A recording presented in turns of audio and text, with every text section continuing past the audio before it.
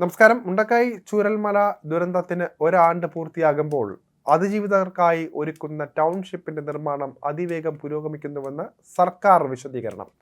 Elston എസ്റ്റേറ്റിൽ 410 വീടുകളിൽ 1662 പേർക്കാണ് തണൽ ഒരുങ്ങുന്നത്. മാർച്ച് 27-ന് മുഖ്യമന്ത്രി പിണറായി വിജയൻ തറക്കല്ലിട്ടതിന് ശേഷം 5 മാസം കഴിയുമ്പോൾ മാതൃകാ വീടിന്റെ നിർമ്മാണം അവസാന ഘട്ടത്തിലാണ്. വീടിന്റെ പെയിന്റിംഗ് പണി നടക്കുന്നുണ്ട്. മഴ തടസ്സം സൃഷ്ടിച്ചില്ല എങ്കിൽ ഈ മാസം വീടിന്റെ പണി പൂർത്തിയാകുമെന്നും സംസ്ഥാന സർക്കാർ അറിയിച്ചിട്ടുണ്ട്. 5 സോണുകളിലായി നിർമ്മിക്കുന്ന 410 വീടുകളിൽ ആദ്യ സോണിൽ 140, രണ്ടാം സോണിൽ 51, മൂന്നാം സോണിൽ 55, നാലാം സോണിൽ 51, അഞ്ചാം സോണിൽ 113 എന്നിങ്ങനെയാണ് വീടുകൾ ഉണ്ടാവുക. പ്രകൃതി ദുരന്തങ്ങൾ അതിജീവിക്കാൻ സാധിക്കും വിധം 1000 ചതുരശ്ര അടിയിൽ ഒറ്റ നിലയിൽ പണിയുന്ന കെട്ടിടം ഭാവിയിൽ ഇരുനില നിർമ്മിക്കാനുള്ള അടിത്തറയോടെയാണ് തയ്യാറാക്കുന്നത്. പ്രധാന കിടപ്പമുറി, 2 മുറികൾ, sit out, living room, study room, dining room, അടുക്കള, മറ്റ് സ്റ്റോർ ഏരിയ എന്നിവയാണ് വീടിന്റെ ഭാഗമായി വരുന്നത്.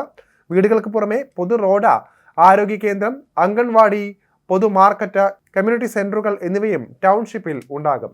ആരോഗ്യ കേന്ദ്രത്തിൽ ലബോറട്ടറി, ഫാർമസി, പരിശോധന, വാക്സിനേഷൻ, ഒബ്സർവേഷൻ റൂമുകൾ, OP ടിക്കറ്റ് കൗണ്ടർ സൗകര്യങ്ങളും സജ്ജീകരിക്കുന്നതാണ്. പൊതുമാർക്കറ്റിൽ കടകൾ, സ്റ്റാളുകൾ, ഓപ്പൺ മാർക്കറ്റ്, കുട്ടികൾക്ക് പ്ലേയിങ് ഗ്രൗണ്ട്, പാർക്കിംഗ് എന്നിവ ഒരുക്കുന്നതാണ്. മൾട്ടിപർപ്പസ് ഹാള്, അതുപോലെ തന്നെ playing area, library, sports club, open air theatre എന്നിവ കമ്മ്യൂണിറ്റി സെന്ററിലും നിർമ്മിക്കുന്നതാണ്. ഏപ്രിൽ 11-ന് എൽസ്റ്റൺ എസ്റ്റേറ്റിന്റെ ഭൂമി ഏറ്റെടുത്തതിന്റെ തൊട്ടടുത്ത ദിവസം മുതൽ തന്നെ വീട് നിർമ്മാണം സർക്കാർ ആരംഭിച്ചിരുന്നു. കൽപ്പറ്റ വില്ലേജിലെ എൽസ്റ്റൺ എസ്റ്റേറ്റിൽ ബ്ലോക്ക് 19 റീസർവേ നമ്പർ 88-ലെ 64.4705 ഹെക്ടർ ഭൂമിയാണ് ഏറ്റെടുത്തത്. എൽസ്റ്റൺ എസ്റ്റേറ്റിൽ ടൗൺഷിപ്പ് നിർമ്മാണത്തിനായി 43.77 കോടി രൂപ ഹൈക്കോടതി രജിസ്ട്രാർ ജനറലിന്റെ അക്കൗണ്ടിൽ കെട്ടിവച്ചാണ് സർക്കാർ ഭൂമി ഏറ്റെടുത്തത്.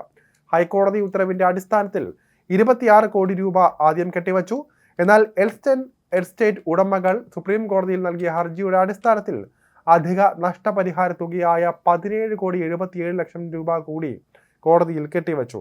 ദുരന്തത്തിൽ മരണപ്പെട്ട 298 പേരിൽ 220 പേരുടെ കുടുംബങ്ങൾക്ക് അടിയന്തര സഹായമായി സംസ്ഥാന ദുരന്ത നിവാരണ നിധി, മുഖ്യമന്ത്രിയുടെ ദുരിതാശ്വാസ നിധി എന്നിവയിൽ നിന്ന് 6 ലക്ഷം രൂപ വീതം 13,21,00,000 രൂപയാണ് വിതരണം ചെയ്തത്. അടിയന്തര മരണാനന്തര സഹായവുമായി ബന്ധപ്പെട്ട് 1036 കുടുംബങ്ങൾക്ക് 10,000 രൂപ വീതം 1,36,000 രൂപയും നൽകിയിട്ടുണ്ട്. അതിജീവിതർക്ക് താൽക്കാലിക ജീവനോപാധിയായി സംസ്ഥാന സർക്കാർ 11,087 ഗുണഭോക്താക്കൾക്ക് 6 ഘട്ടങ്ങളിലായി നൽകിയത് 10,09,00,000 രൂപയാണ്. ദുരന്തം നടന്ന ഒരാഴ്ചയ്ക്കകം ഗുരുതര പരിക്കേറ്റ് ചികിത്സയിൽ കഴിഞ്ഞ 10 പേർക്ക് 5,54,000 രൂപയും ഒരാഴ്ചയിൽ കൂടുതൽ പരിക്കേറ്റ് ചികിത്സയിലുണ്ടായ 27 പേർക്ക് 17,82,000 രൂപയും അടിയന്തര സഹായമായി നൽകി. അപ്രതീക്ഷിത ദുരന്തത്തിൽ തൊഴിലും ജീവനോപാധിയും നഷ്ടപ്പെട്ടവർക്ക് ഒരു കുടുംബത്തിലെ മുതിർന്ന 2 വ്യക്തികൾക്ക് ദിവസം 300 രൂപ പ്രകാരം 18,000 രൂപ വീതം നൽകുന്നുണ്ട്.